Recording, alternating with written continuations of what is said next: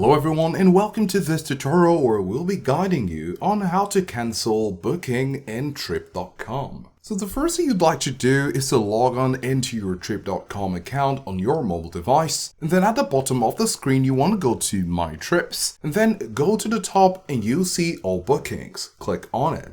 Alternatively, you can go to Account at the bottom, and then once you click on Account, you see the option All Bookings at the top area. After that is done, you're going to click on Manage My Booking and then tap on the button Cancel Booking to cancel the flight booking. Now do take note that Trip.com has a flight cancellation policy where they will be requesting for a service fee and cancellation fee. And then of course you need to confirm the Trip.com flight cancellation.